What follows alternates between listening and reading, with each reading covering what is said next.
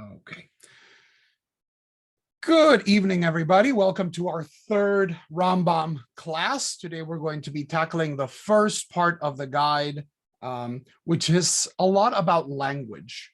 Most of the format of this first chapter is it gives you a term. And I think the best place to start is the example of chapter 1, of part 1, chapter 1, in which we're going to study two Hebrew terms, Selim and the Moot. Now, these are two important terms because language, being a fundamentally human endeavor, is going to, this first part, it's not just about language, and it's not just about terms in the Torah, but it's also about how humans understand. So it's an anthropology, it's an epistemology, it's how knowledge happens. And this part, this definition of the Moot and Selim is important because in the Bible, we're told that humans are built or humans are made B'Tselem Elohim.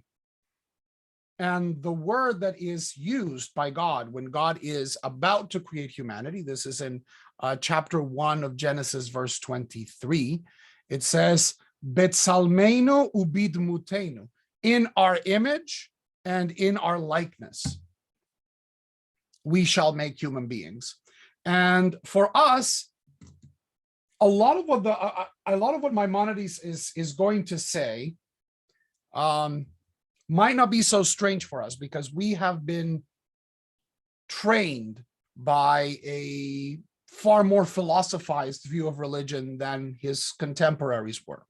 But when he is putting this to paper, what he was saying was tremendously revolutionary, because the first thing that he tells you off the bat is this has nothing to do with physical appearance.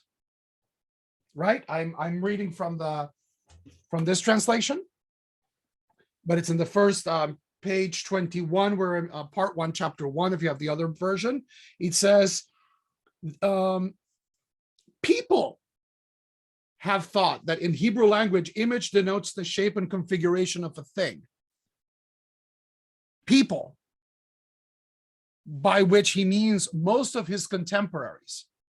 Most of the Jews living in the time when the Rambam was writing this had physical notions of God. And they got it particularly from this verse, not only from this verse, but as we shall see through the entire chapter, through the entire part, he's going hand. What does it say when God's hand or God's foot or God's eyes or God's vision?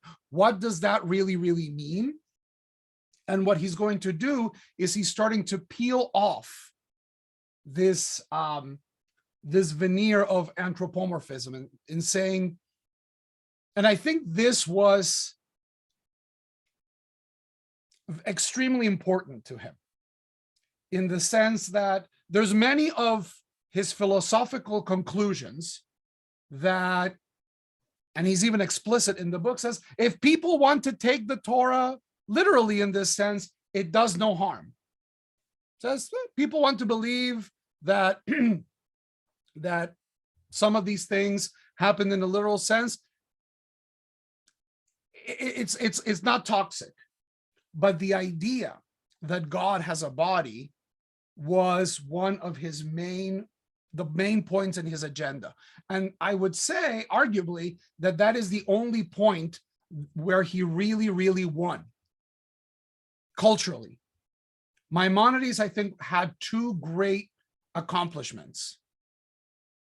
One, he convinced the Jewish world that codes of law were a good idea. Before that, it took an intellect the size of the Rambam's to break the hold that the Talmud had as a source of law. And anyone who studied Talmud, the Talmud is the worst place to get any sort of legal advice in Jewish law because it's providing you the entire discussion with all of its intricacies. And sometimes you just want to know, is this chicken kosher or is it not kosher? So by creating the Mishneh Torah, he frees the Jewish people from having to go to the Talmud to find law. Eventually, the Shulchan Aruch is going to replace the Mishneh Torah as the referent in many communities. And the second thing, he did persuade most of the Jewish people that God doesn't have a body. But if God doesn't have a body, and where is he getting that God doesn't have a body? Right? The Torah doesn't say God doesn't have a body. The Torah doesn't say it's forbidden, that it's absurd that God has a body. We're forbidden to make images of God. And by the way, a thing that the Rambam doesn't tell you here in the first chapter is that Selim also means statue. Selim is precisely what we are not supposed to make of God or any God. We're not supposed to make graven images. What is one of those words for graven image? It's Selim. Okay? And what he's going to tell us is that every word that we could mistakenly attach to God's body has to be reinterpreted. And where does he get this? He gets it from philosophy. Where does he get that God does not have a body? It is to him, according to the cultural tools that he has, it doesn't stand to reason that if God is absolute perfection and the creator of the cosmos, that God would have a body. And I think this was even in a time when everybody, including him, believed that the earth was in the center of the universe, right? The cosmos was way smaller than we actually know it to be. And even in that point, he was saying, well, matter is limiting. Being embodied is not as good as being unembodied. And the only, like the people who perfected the mental gymnastics to get to that conclusion, it was all Greek philosophy. So here is where we're seeing kind of like this difficulty between Torah and science. He's saying, I scientifically know that God cannot be what I think of God as being if God has a body, because every embodied being is composite, right? If you have a body, you can amputate parts, right? And your body is certainly divisible. You can take little parts. You can be split into atoms, and that within the Western philosophical tradition smacks of impermanence, smacks of product, smacks of what we would call creation. And therefore, if God is the prime principle of the universe, God cannot be subject to these laws. So we have to reinterpret. And how does he reinterpret it? He does something very interesting, because he brings a third term and says to'ar. To'ar actually means physical appearance. Physical appearance. And he says it never once do we speak of God's appearance. Never. The word ta'ar is never connected to God. While the word ta'ar, it means humans. Humans have a nice shape. Things have shapes. People have shapes. Statues have shapes. So if God had a physical image, maybe ta'ar would have been used. He says Selim means, and I'm really sorry, as a trained philosopher, we need to find a better way of communicating, because I had not revisited these texts in decades, and coming to say the notion in virtue of which a thing is constituted as a substance and become what it is it's a real mouthful. So Selim, he says, is substance. And what is substance? If you're speaking Aristotelian, if you're speaking ancient Greek science, what is substance? Substance is what makes a thing be what it is, right? This is its essence. That's another word that is used. Its essence. The essence of a thing is its Selim. Imagine, as it were, and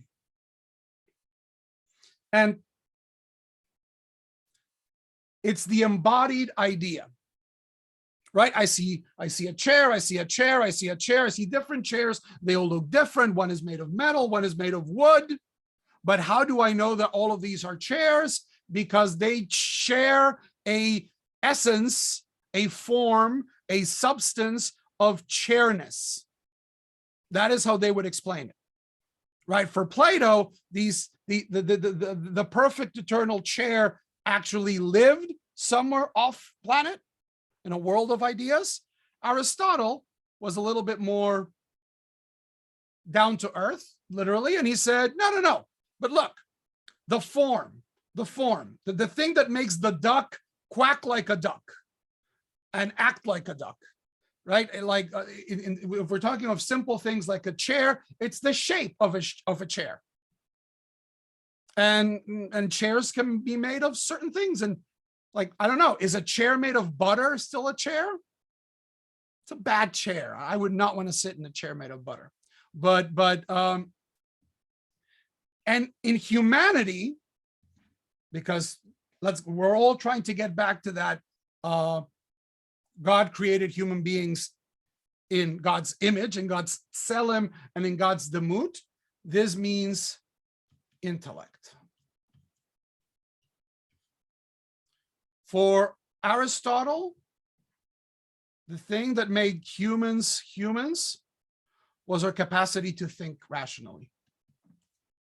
And it was not just the thing that sets us apart from other animals. It is the definition of being human. That humans can think is what makes a human a human. Okay? And what he is saying is that when God creates humans, God creates humans in God's image, means that God is an intellect and we are an intellect. And I'm already going to warn you, the Rambam is tricking you. Remember the fifth contradiction? The fifth contradiction was sometimes you have to assume a couple of things. You have to talk like you know what you're talking about. Eventually, when you go farther down the line and have brought everything together, then you can get rid of these premises. But right now we're going to say God is intellect and we are intellect too. That's what makes us human. And that is our connection with God. It's our rational ability, right? And for him, that is the point of contact between humanity and God. And Moot, right, image and likeness, Moot, he says, is a functional parallel, right? Something is like something else if they can do the same thing, right? Like a knife is sharp, scissors are sharp. What does sharpness mean in that case?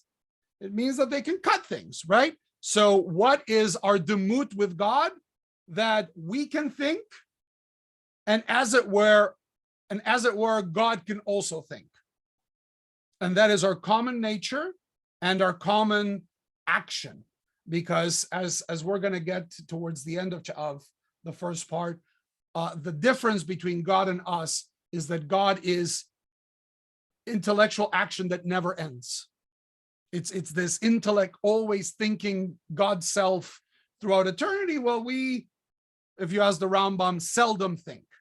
Humans are capable of thinking, but we don't do it that much. Which brings us to the second part, which I'm going to go quickly, and then we're going to stop because I don't think I can do, once we get into the meat and potatoes, I don't think I can do the thing that I did last time of just speaking for hours and hours and hours. I need some feedback. So part two is going to be the test of this idea. He says, okay, we are intellect, God is intellect. Now, if you read, and this is something that even some of you might have read the Torah like this. Humans are created, and we're put in the garden.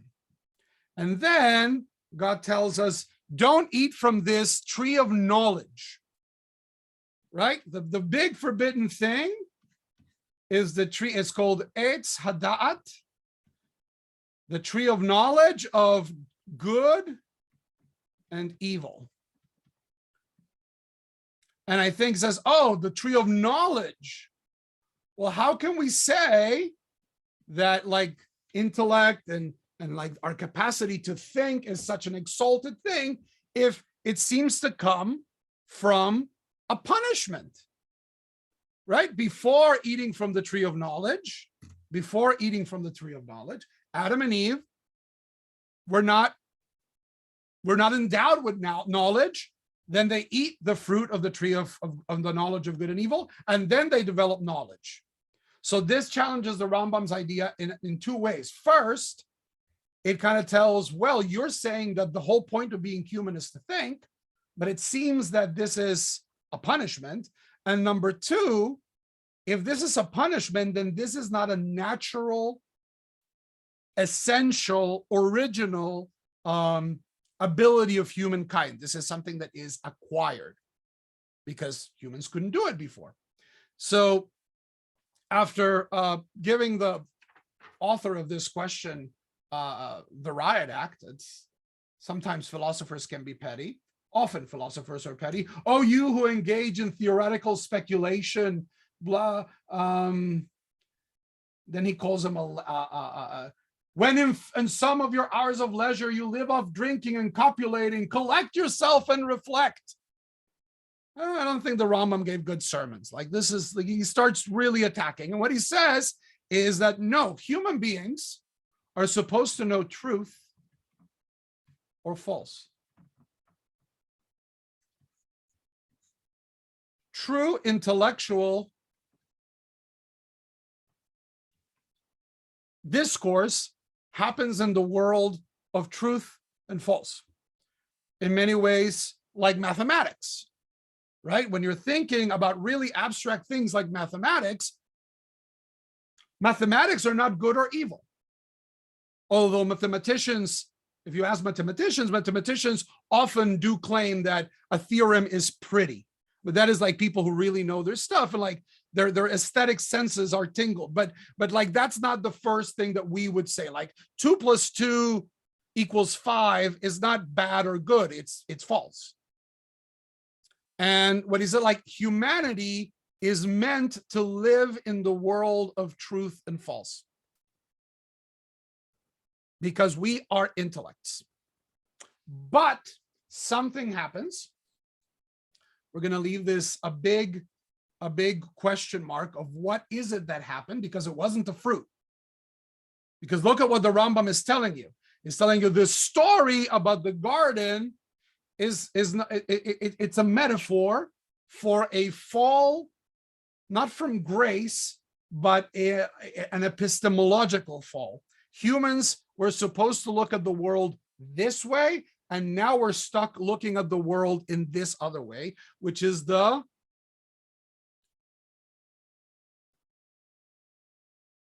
way of looking at the world is good and evil. In good and evil. And good and evil, the Rambam says, is less than true or false, because good or evil are relative terms. They're relative to you. Things are good for me. Things are bad for me. It's not universal, right? Right? If like sometimes it rains and it's good. Why? Because I don't know, my plants need rain, or oh, I left the laundry outside, so it's bad that it's raining because it affects me. So what he says is that right now we are stuck looking at the world through the lenses of good and evil, and what we're trying to do through our life is go back to seeing the world in a way like Adam does, or like Adam did. Like humans are supposed to see the world, which is through the lens of truth and false. Now, the big question here is what happened? What happened? And the Rambam does not have clarity. He doesn't say that. And there's. What do you think happened? I'm going to stop talking. I'm going to force myself to stop talking. What do you think happened that meant that humans went from seeing the world from a true or false perspective to a good and evil perspective?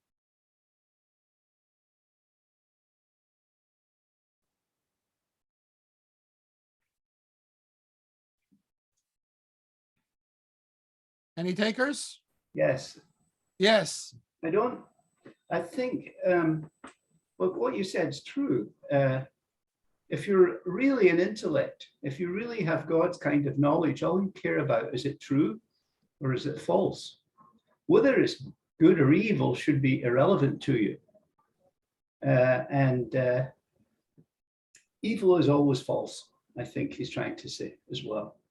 Evil and falsehood, they go together. To be really evil, you have to lie. If you were to be really good, you'd never lie. If you're really good, then you're living in the world of truth, right? Olam ha'emet. And I think here are the two possibilities. One is that this is social. That we were living in a time of,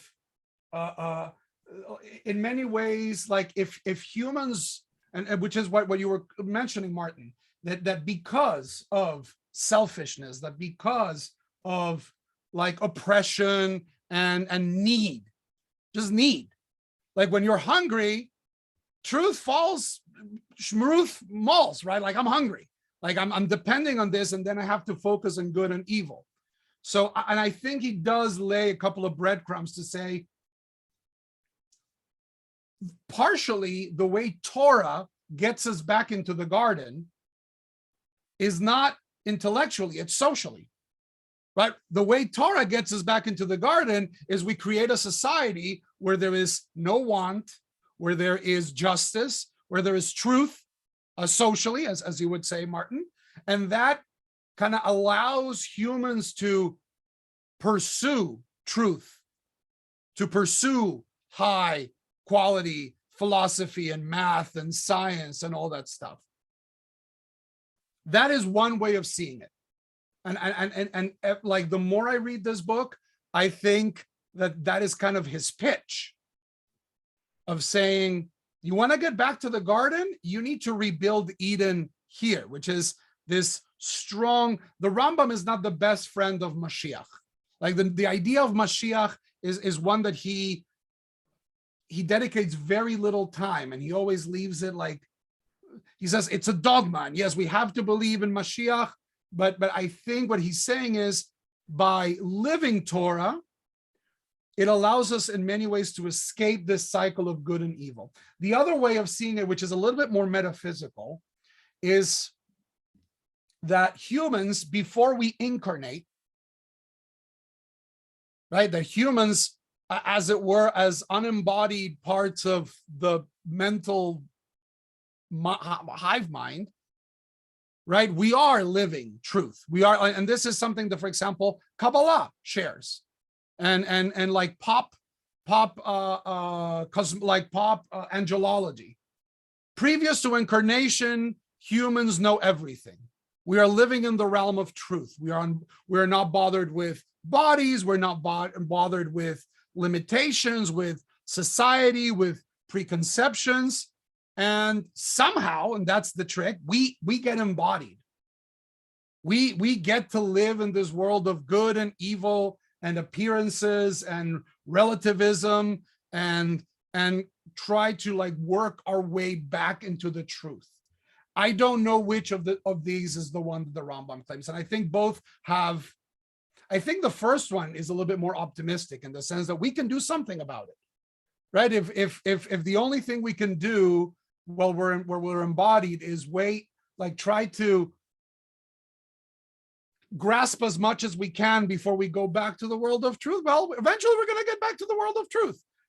So I find the social view of the fruit of good and evil to be more resonant. But this book was burned and this book was banned precisely for saying things like this, because what he's saying is Adam and Eve, okay, you can read it as a story, but Adam and Eve, Genesis 3, is really addressing a change of perspective in the world. It's not addressing a tree, a snake, and two people. It's addressing our mental state, our inner state. This is not a new way of reading Torah. When the Torah first was translated into Greek, there were a lot of Greek Jews, Greek-speaking Jews, particularly Philo of Alexandria, who used this method. It's called allegory. It's taking stories from the Torah and saying the stories in the Torah are great, but the stories in the Torah are actually telling you a different story. It's a story not about Jacob and the sheep. Jacob is the soul and the sheep are the things that he is looking. Rabbis do this all the time. We call it midrash, right? It's midrash. It's like, oh, and Kabbalah goes even further. Oh, here the beloved is this aspect of God, and the girl that is running away is this other aspect of God. Is you're projecting things, whether in the spiritual realms or in philosophy, and saying, if we assume that A is this thing and B is this thing, and in Torah they're related in this way, what can that tell us about the relationship in the real world? Is using the Torah text as a pattern that we can superimpose on nature to find like connections between parts of nature. So this is part 1. Any questions concerning part 1?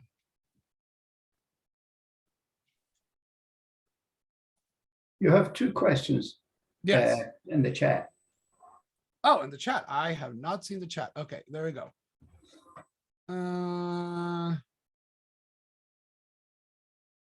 Why do we have to assume that this was a punishment? We don't have, the Rambam assumes it's a punishment. In many ways, like the argument, the way he presented it's so compelling. Like it's hard to understand. Like it's hard to understand ourselves in the garden. Imagine it's a world without it's a world without possessions. It's a world without clothes. It's a world without work. It's a very different experience from us. And I think what he's saying is, well, we clearly don't live in the ideal situation of humanity. That is, I think, a starting point of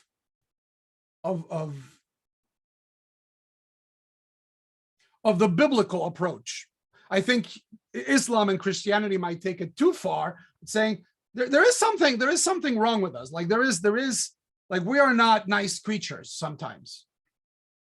We are like, there has to be a different way of doing things, which is why we have all of these mitzvot and all of these stories just to guide us, because we are sometimes at a loss.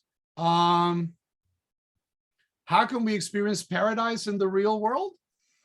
The Rambam, if you want to read his version of paradise, or not paradise, because what he'll tell you is that it's very hard to talk in our embodied language about a world in which there is no bodies,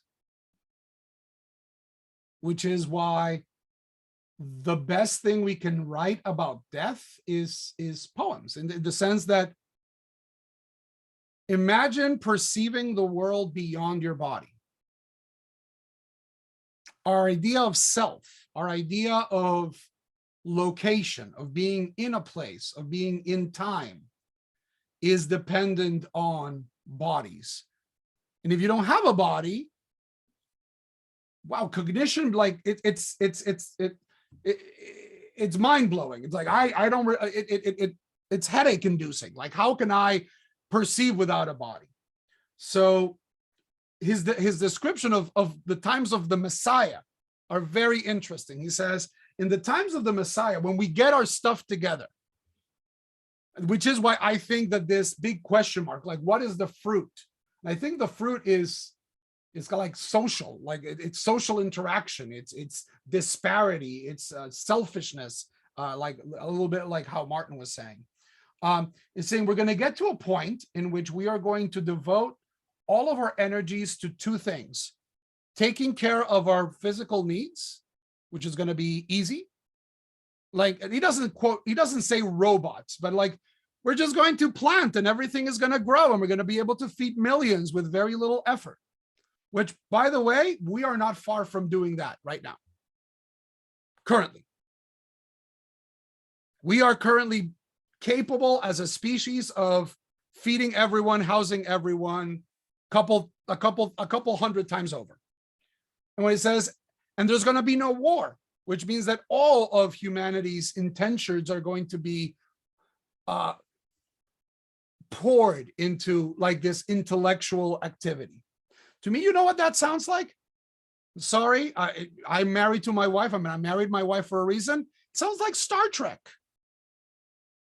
It sounds like bringing it down, like get rid of the angels and get rid of like the Mount of Olives breaking and like God's self like descending on earth, like this very apocalyptic vision of Christianity. The Jewish, like Mashiach comes and everybody gets their act together and the Jews are in the land of Israel and humanity moves forth in a way that is like what humans are kind of supposed to be, peacefully gathering knowledge and boldly going where no one has gone before. There's no famine, there's no war, right? Humanity is unified.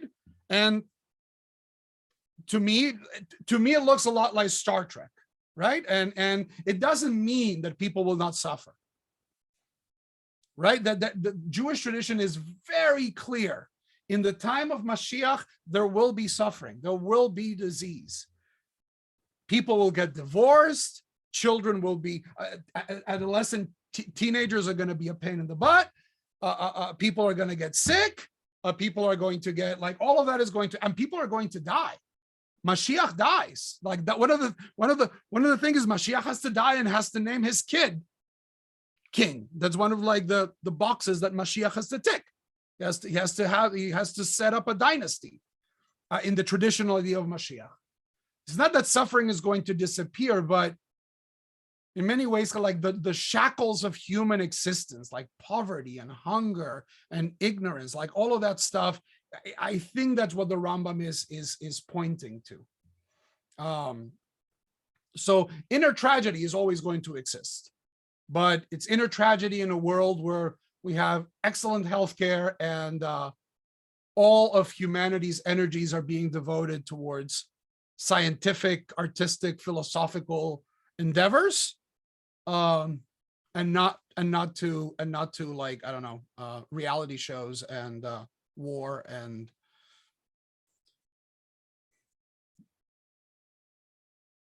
okay. Yona says, is it really that we were made thinking that makes us in the image and likeness? Other primates can reason, other creatures can think things through, yet they're not made in the image of likeness. And I think that the Rambam has an answer for you, which is it's gradual. It's a spectrum. He is like, his biology, and Aristotle did a lot of good observational biology. He does give humanity kind of like this very elevated, like we're capable of abstract thought. I think other animals are capable of abstract thought, certainly not to the extent that we are. But in many ways, what I think the zinger for him is that our rational ability makes us self-aware in a way that an animal is not self-aware, at least as we don't know. Like eventually we might be able to say like, hey, dolphins do it too, or like gorillas do it too, but right now we have no way of communicating that. And to him, it's like the ability to think is such a blessing and such a miracle. Gus and I were talking about this the other night. It's, imagine that we are a portion of the, like, not just us, that every single one of us, every single human living right now on the face of the earth is an amalgamated piece of carbon that can look up to the stars and go like, I can understand a little bit of what's going up there. And I can understand that I am different, that I am I, like that understands subjectivity, like the miracle of consciousness. I think that is what the Rambam is saying. It's he discovers God, like it's very easy to discover God in nature. If you go through the Bible, it's all about all of the metaphors are like you made the mountains and you made the sea and you sustained this. Like God is carrying the universe. God is making every night. We're about to say a Mariv Aravim, that God is shifting night into day. But there's also a lot of mentions of how we find God in just the act of conscience. I will grant you, Yona, that yes, this thing of saying it's rationality that makes us human is a little too much. Like this is high Middle Ages stuff. Feelings, imagination, all of that stuff was not greatly valued by the ancients. They saw it as less than. I would be more lenient in the sense, like conscience, that we are conscious and that we are aware that we are conscious and that we are aware that every human, like we are now aware of, like we're reading thoughts that were written by other humans 3,000 years ago that were still, or 800 years ago, and we're engaging that consciousness. For him, that's a unique experience that animals don't have and that thus far we have. And in many ways, this, like the fact of conscience, of consciousness, to him speak like this is what God must be. God must be a conscience because God is not a thing. And we know of two things. There's two things that exist in the universe: things and thoughts. God can't be a thing. So God needs to be more like a thought. That is kind of where the argument is heading, which is going to take us to the second part, which was chapters 51 to, let me see the email, 51 to 54. And here is the whole thing about attributes, and it's very, very, very, very complicated. I'm going to try to simplify. So we say we are Selim Elohim. We have consciousness. God must have some consciousness for sure. But now we're trying to figure out, where's my stylus?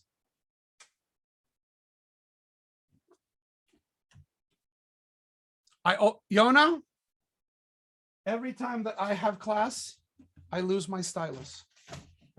Here it is. Gracia took it. No, it was Esther last time. Okay, so attributes. What is this whole thing about God's attributes about? This is a very interesting Jewish discussion. So we have God. We're not going to define God right now. God is here. But we often say God is good. God is just. God is, or God has a will. This is a way in which our scripture is extremely comfortable of talking about God. God is good. God is just. We have a thing called the 13 attributes, right? Adonai, Adonai, El Rachum, God is compassionate.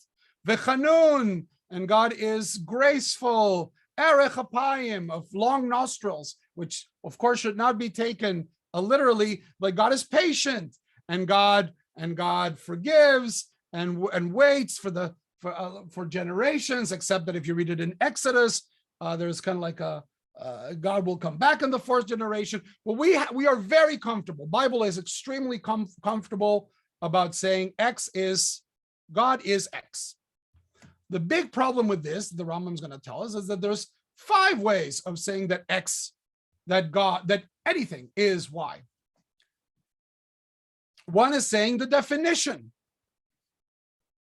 of X is Y. So I'm saying, let's pick a completely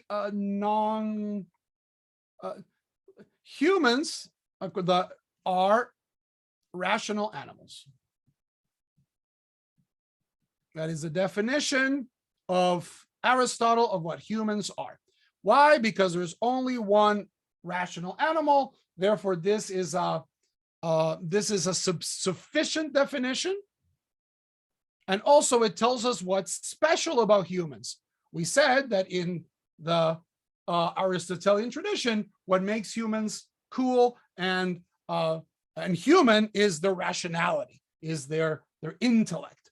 Okay, clearly we can't say this kind of sentence is about God because we can't define God.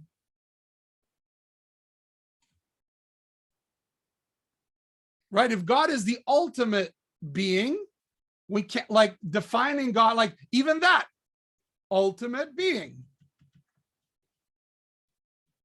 Well, ultimate being means that there is kind of like a curve. Right? There's little being. Here's like the being of, I don't know, a grain of sand or an atom. And eventually we go up, and then we have bigger things. We have like elephants and rhinos and galaxies and solar systems. And eventually, okay, it's the ultimate being. There's nothing that's bigger than God.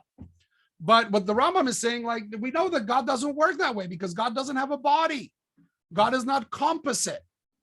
So we can't say that God is, and he goes through the 4 different kind, the 4 different kinds of attribution, and he says it's philosophically impossible to talk about God in this way, and he leaves us with 2 seemingly contradictory answers. One is that everything that we say about God is X, is not describing a thing that God is, but a thing that God does. We are not describing God's essence. Such essence is unknowable to us, but we're describing God's actions. And he has this beautiful metaphor, which, let's go back to our last month's conference. He's not going to tell you. The Rambam is like, he's trying to get you around. Remember, we were trying to figure out, to get like that lightning bolt of inspiration as we're trying to go through the language. He says, fire. You have a thing of fire. Fire has heat. This heat can bake bread, or it can tarnish things. It can make them black, or it can burn stuff, right? Here, it's a charred piece of whatever. And a person could say, oh, there must be a charring quality in the fire, and there must be a baking quality in the fire, and there must be a darkening quality in the fire. And what the Rambam is saying is, no, the fire fires, and the world reacts differently to that fire. Like there is no multiplicity in this fire. Like the action of the fire is one. So what he is saying concerning God is, and the way I feel it in the Rambam is like, when I say it, I get it, but then when I repeat it, like it flies away. So I'm gonna try to say, let me erase this. So what he says is that God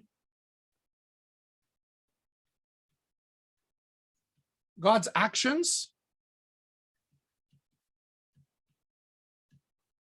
are the universe. And that stuff that we observe in the universe, and he says, when we see that God, in the universe that God is making and allowing to exist, that there is like that little chicks are born out of eggs, and that like mothers take care of their chicks, and that like thing grows. We see like, oh, this is compassion. In a way, like we see this as being an act of compassion, or the obverse. I want to read this because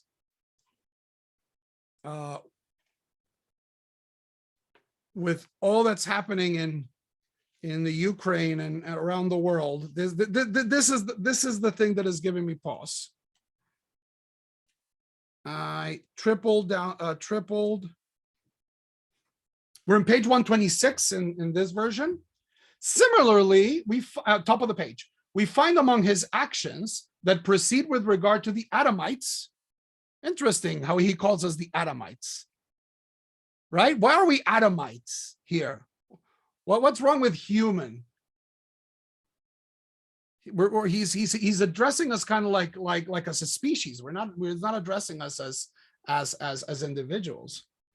Great calamities overtaking certain individuals and destroying them, or some universal event annihilating whole tribes or even an entire region, exterminated the children and the children of the children, leaving in existence neither the products of the soil nor the offspring of living beings. For instance, submergence of land, earthquakes, destructive storms, military expeditions of one people against others, in many to exterminate the latter by the sword or to efface all traces of them. Many of these actions would proceed from one of us in reference to another only because of violent anger. So when we say, oh, there was this big, there was this big plague, or this big earthquake, or this big tsunami, God must be angry. We say those words, but we can't really mean those words, because anger is something that happens to us. It's something to happen to us. And we see a causal series of events in the world that kind of like follow this pattern of anger. And so like, oh my God, God must be angry.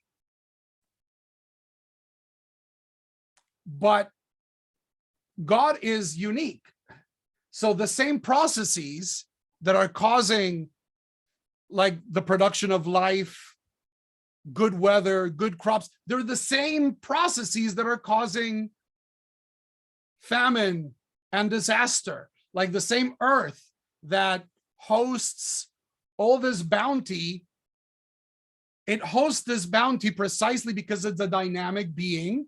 And sometimes like, so here is, this is deep stuff of saying the only thing we can know about God is how God behaves in the universe. And then what he does is he takes this story and he puts it on Exodus 34. And the story of Exodus 34 is Moses up in the mountain. And he's very disappointed because the people worshipped a golden calf. So Moses says, show me your face, that I know that you are with me. And what does God say? God said, no, you cannot see my face, for humans cannot see me and live. What you will see will be my back. So Moses gets hidden behind with God's hand, and God passes, Vavor kol tuvi, I will pass all my good in front of you, and you will see my back. What is God's back? It's creation. It's God's paths. What was Moses privy to?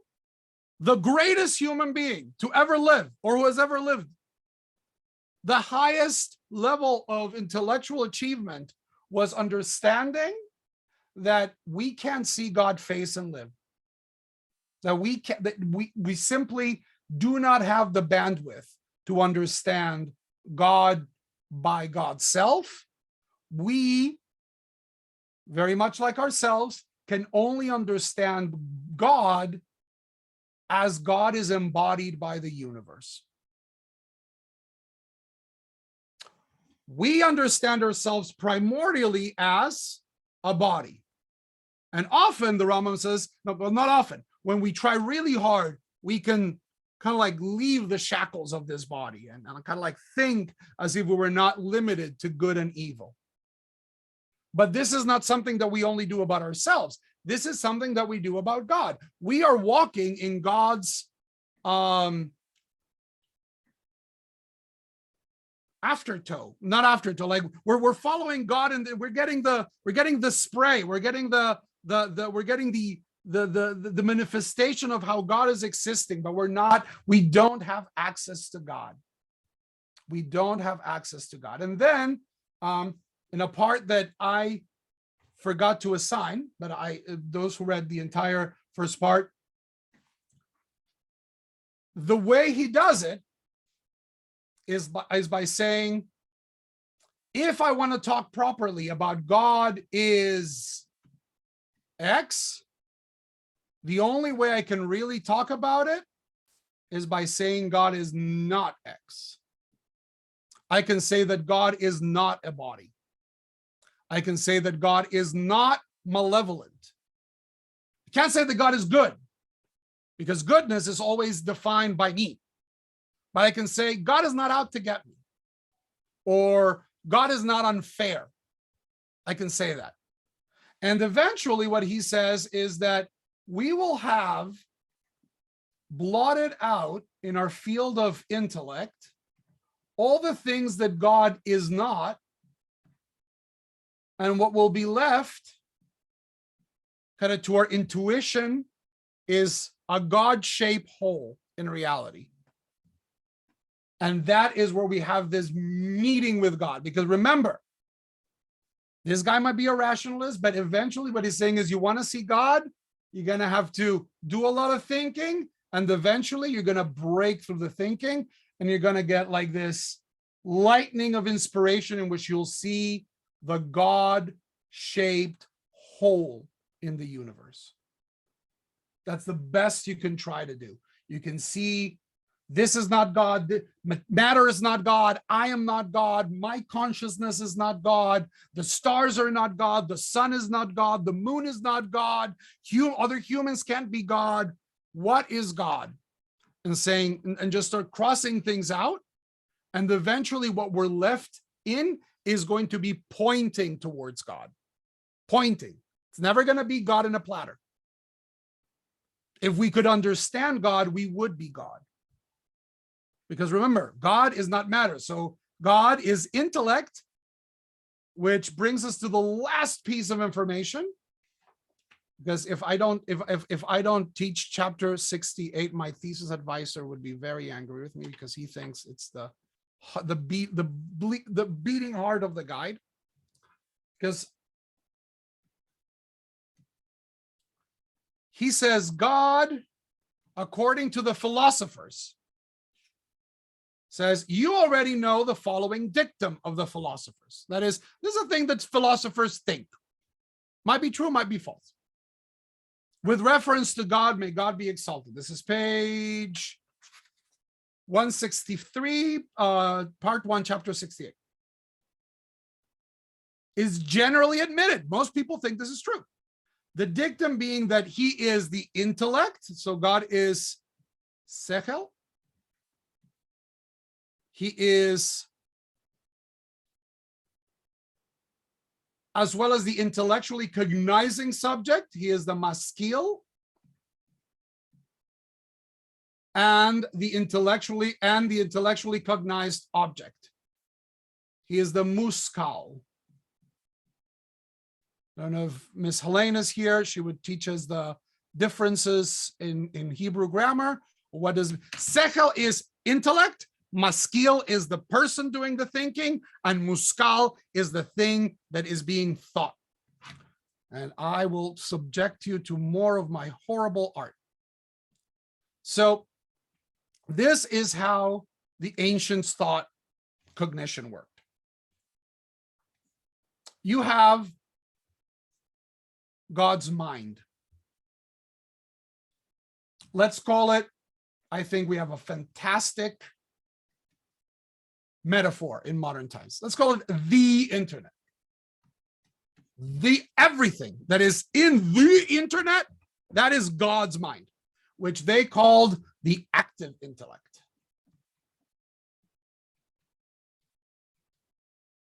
The active intellect. We humans are carbon-based terminals walking around in our silly little feet. And what we're trying to do when we try to know the world is we are trying to download things from the internet. In this case, it's the internet, but everything is true, which makes it very unlike the internet. Imagine the internet, but everything is true. And we're walking around and we're trying to like connect, and we have like bad dial-up. And I'm glad that everyone here will understand what that means. Like ding, ding, you can't use the phone. It's terrible. But eventually, we will have some of that information downloaded into us, right? This person is contemplating these two spheres that live in the internet and our truth. Let's say that this is all Euclidean geometry. Very great. And this is like Newtonian, like physics, Einstein physics is these two triangles. And I learn it and I study it and I understand it and I manage to download it to my terminal. Okay. When I am thinking that, when I am thinking those two triangles, I am the maskil. I am the thinker. I am the intellector. Let me butcher the English language. The Rambam did it with Hebrew. I can do it with English. I am the intellector. My intellect is doing the work, and I am also the thing in my head is going to be the intellect like the intellect stuff that is in my head. But the problem is I'm a simple terminal. So I forget or I die. And then like that information disappears from my terminal, but it remains online, right? It remains in the main matrix, okay? Which is partially, I think, where the Rambam believes that we can grasp parts of God, but because our life is finite and because our abilities are finite, it's always like a minimal part of the whole. While God, the internet of everything that is true, is constantly a mind that is thinking its contents into being eternally, forever. It is the intellector. It is intellect by its own self, and it is also the intellected. It is what God is thinking about. Okay, and what the Rambam is going to do in this chapter 68, is try to say this doesn't mean that God is divided. He's not saying that this is false. But simply like all of this is just this is a perception. This is not true. Like for us, for humans, there is a difference because I can be a human and not use my intellect. I can spend all day watching, I don't know, cartoons. I'm not engaging my intellect.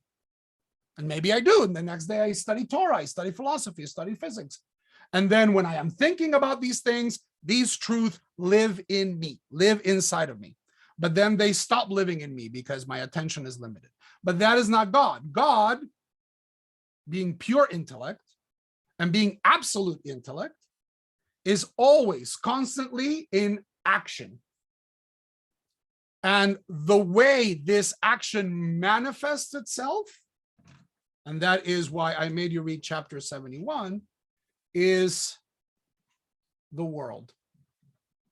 So this is the map of the universe that the Rambam is going to present to you. And he presents this not only here, but he presents it also in the Mishnah Torah, which means this was meant for public consumption. In the center of the universe is planet Earth. He absolutely believes the planet is spherical. Everyone of intellectual ability did back then. This whole thing about Christopher Columbus having to prove that the Earth was round is absolutely false. Everyone of culture knew that the Earth was round. We never stopped knowing that the Earth was round. Surrounding us is the sphere of the moon. And by spheres, I mean they're literal spheres, physical, made of some sort of eternal glass, spinning eternally. Then you have Venus, you have Mercury, the Sun, Jupiter, Saturn, and then you have the fixed stars. The ninth sphere is where the stars that don't move, they're called the fixed stars. That's the rest of the stars. And each of these spheres has an intellect. It's the thing, it has almost a soul. And that is the thing that is moving it across the heavens eternally, perfectly, in the same rigid orbits that we've been impressed for the past 6,000 years. These guys never stop moving the same way. That's crazy, right? Like the stars never change. We do. We die, we grow, we get old. Stars, they're always the same shape. That's why people worship them, because nothing had more staying power than the stars. And so he describes that every sphere has an intellect that is kind of like where all of the rules for that sphere inhabit. Eventually, we make it to the last sphere, and beyond this, beyond this, there is no matter. Beyond this is just the intellect of God. The mega intellect that holds all the world together. And when God thinks God's self, it creates the world. That is the theology of the Rambam, which is very different from the theology of the Bible. The theology of the Bible, God in the beginning of the Bible is very much behaves like a mythical God. God goes down to the garden, God listens, God visits Abraham, eats lunch with him. Eventually, as the Bible progresses, God gets a little bit more abstract, more distant. Then God is on the mountain. Then God, you can't see God's shape, and God kind of gets farther and farther away, which is why I think the Rambam can come 20 centuries later and say, this is what the Bible really is talking about. Now, we know today that this is not how the universe works. We are definitely not living in this glass onion in God's soul that's constantly spinning, because that is what it is. It's a glass onion. It's like several things of glass, and we are in the middle. But I think a lot of these ideas still hold true, that God can be accessed either through God's in nature, like through God's actions in nature, and as he's going to develop more in the second and third part, also through access in our conscience, in our consciousness. When we study philosophy, which is in some way like an Aristotelian fueled mystic meditation, we can also get hints of God. This is a God that might feel a little far away or very far away, which is why, again, this book was burned.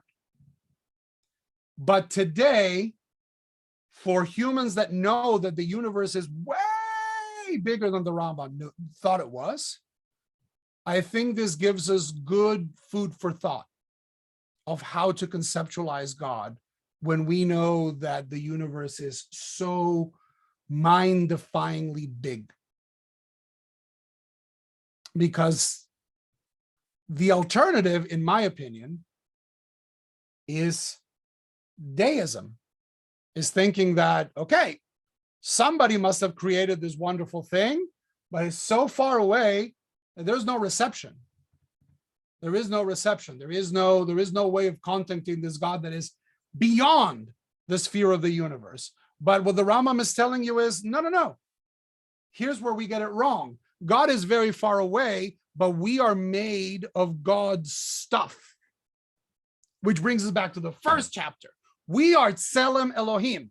Selim Elohim. We have this ability of consciousness, of self-consciousness, through which we can point to God and we can discover glimpses of God. And I think he's focusing on the miracle of consciousness as the gateway to God, saying we are endowed with this ability that we don't see anyone else can do. I will end with this, and if there's any questions, and then we'll do Marif.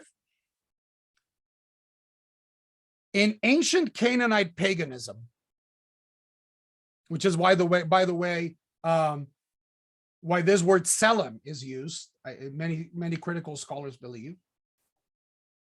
Selim Elohim, ancient Canaanites believed that if you made a statue of a god, and it could be something as easy, Martin, as lifting up a stone and pouring oil on it, right? Or taking a stone that you've used as a pillow and saying, oh, this is going to be a matseva, right? I'm going to stand it up and I'm going to pour some oil. I'm going to maybe sacrifice something to it. And you go everywhere in Israel, from Kiryat Shmona all the way down to the Negev, you find fields and fields full of like these standing stones. You know what our ancient pagan ancestors believe? This is before Abraham. This is like the Canaanites who were there before Abraham. They believe that if you did it correctly, the spirit of the God will come and inhabit that stone for a while. That is Selim Elohim. And in many ways, it's so interesting that the Rambam ends up suggesting something that was like this proto-pagan idea of we are vessels of godliness. We're impermanent vessels of godliness in the world. We have been fighting idolatry because we believe that the only fitting vessel for like this conscious God of the universe to inhabit is human beings. It can't be stones, right? I can't access the internet on using a paper pad. There needs to be some hardware requirements, right? And that we have developed the hardware requirements to be able to connect to the internet, to be able to hold even through moments, right? Through very short lives relative to the cosmos age, and through small points in our lives when we really feel that connection to God. I think he's focusing on the miracle of these moments of godliness that we have and where they happen. Because for him, they don't happen out there. They happen in here. They happen in the heart. So this is why I find the Rambam compelling, because he was the first Jewish author that wrote about living in a world that seemed too big, way too big for the God of the Bible to be operative in a world that's that big and that vast and that complex, or in many ways that's simple, like that everything comes from the same 5 laws, the same 4 attractive laws of the universe. And that the point where he plants his flag and says, this is where God can be found. If God can be found anywhere, it's in the human mind. It's in the active intellectual search for God in the universe, but also by savoring and experiencing consciousness as this is as close as we get to experience what it is to be God, or what it is to be godly, kind of like those moments of quiet reflection and consciousness.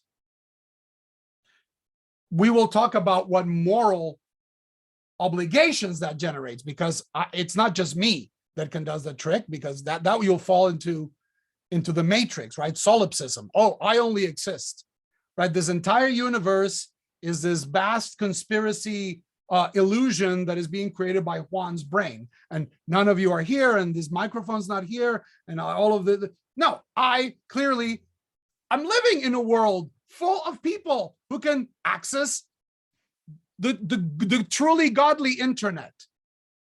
And that means that we are extremely special and that we need to take care of each other. But that he's going to do in part 3. So I'm going to stop the recording now. Any questions?